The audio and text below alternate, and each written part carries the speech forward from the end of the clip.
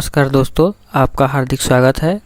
आज आप यहां कुछ महत्वपूर्ण प्रश्नों की व्याख्या को देखेंगे। हिंदी साहित्य संबंधी इन व्याख्याओं से आप आगामी परीक्षाओं की तैयारी कर सकते हैं। आते हैं हम प्रश्न पे। पहला सवाल, आगम वे पुराणे पंडित मान बहंती पक्क श्रीफल अली जिमवाहिरित भ्रमयंती। ये पंक्तियाँ किस कवि की है? कुकरिप्पा, कन्हप्पा, डोम्भिप्पा, लूपा।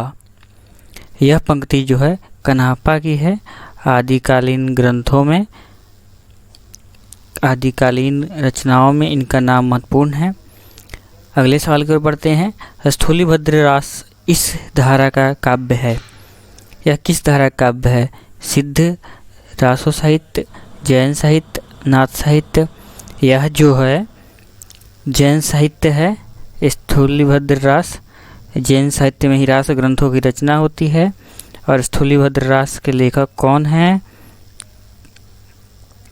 जिनधर्म सूरी जी लेखक हैं, जिनधर्म सूरी। अगले सवाल की ओर बढ़ते हैं।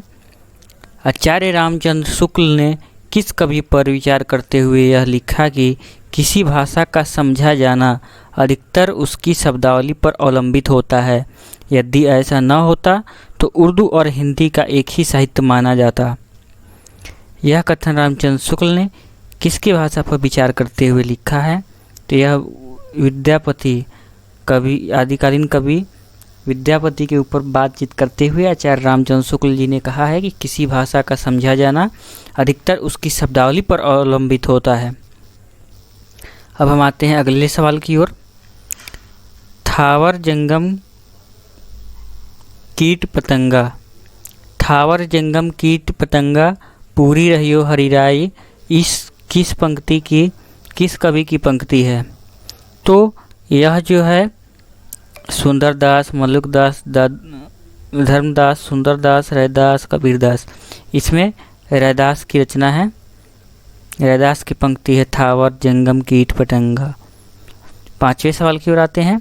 संतों में इनके अतिरिक्त प्रायः सभी कवि छंदों के स्वरूप और महत्व से सर्वथा अपरिचित थे। किसके बारे में कहा गया है? सुंदरदास, मल्लिकदास, दादू दयाल, लालदास।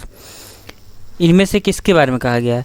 तो यह जो है सुंदरदास के बारे में कहा गया है कि संतों में इनके अतिरिक्त प्रायः सभी कवि छंदों के स्वरूप और महत्व से सर्वथा अपरिचित थे। अगले सवाल की ओर आते हैं।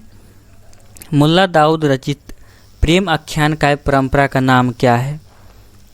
मुल्ला दाऊद द्वारा रचित प्रेम आख्यान काव्य परंपरा का मधुमालती।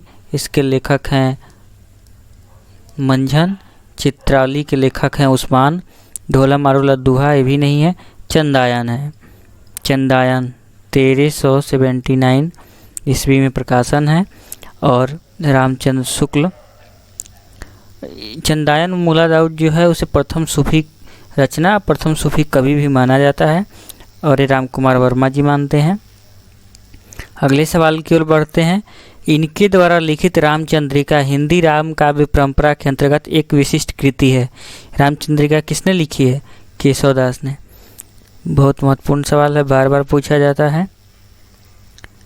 अगले सवाल की ओर बढ़ते हैं। इस संप्रदाय में कृष्ण के वामांग में सुशोभित राधा के साथ कृष्ण की उपासना का विधान है।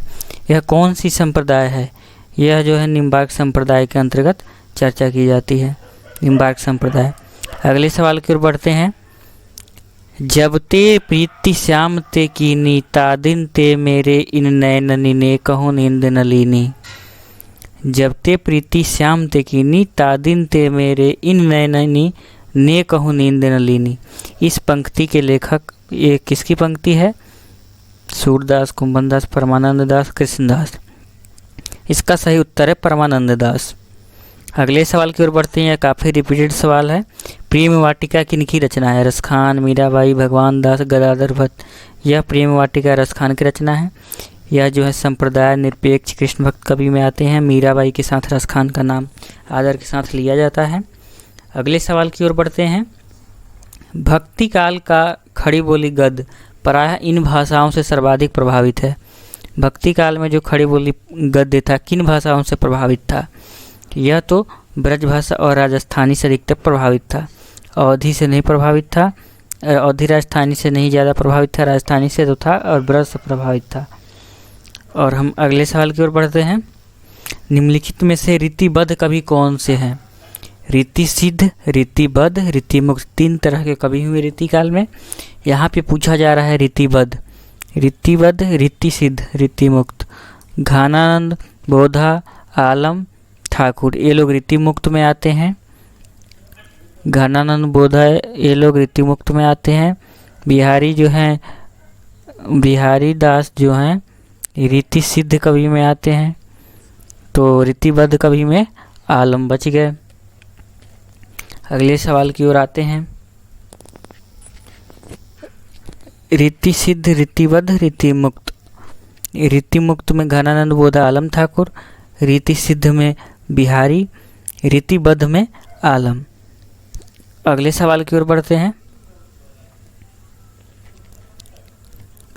महावीर प्रसाद द्विवेदी ने सरस्वती पत्रिका का संपादन का कार्य किस वर्ष संभाला था? महावीर प्रसाद द्विवेदी ने संभाला था 1903 ईस्वी में संभाला था। उससे पहले 1900 में प्रकाशित होना शुरू हुई। 1900 से 1902 तक श्याम सुंदर दास इसके संपादक रहे हैं। शुरू में स्थापना के समय चिंतामणि घोष थे 1900 में, और यह काशी से संपादित होती थी और इलाहाबाद के प्रेस से प्रकाशित होती थी।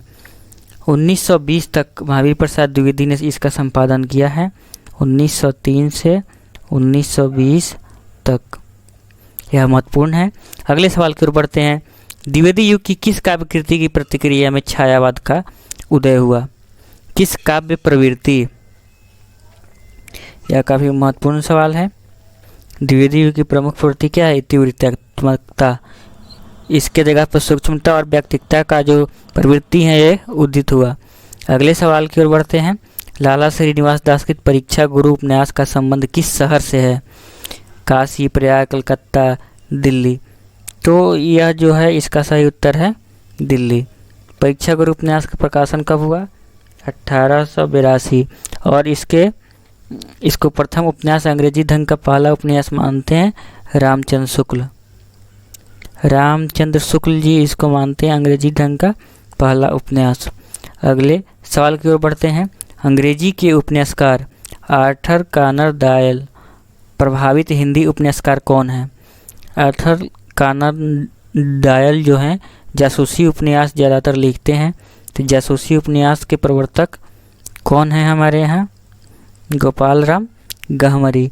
तो 18 नंबर का उत्तर होगा गोपाल राम गहमरी। अगले सवाल की ओर बढ़ते हैं। शेक्सपियर के नाटक टेम्पेस्ट के आधार पर लिखी गई किशोरीलाल गोस्वामी की कहानी का नाम क्या है? किशोरीलाल गोस्वामी कौन सी कहानी है जिस पे टेम्पेस्ट के अनुवाद का आरोप लगता है? तो यह इंदुमती है। दुलाई वाली जो है वह है बंग महिला की, और इंदुमती है किशोरीलाल गोस्वामी की। अगले सवाल की ओर बढ़ते हैं। इस करुणा कलित हृदय में अविकल रागनी बजती, क्यों हाहाकार स्वरों में वेदना असीम गरजती? यह किस कवि की काव्य पंक्ति है? यह जयशंकर प्रसाद की काव्य पंक्ति है और यह आंसू से लिया गया है। इसका प्रकाशन वर्ष है 1900, आंसू का प्रकाशन वर्ष 1925 है।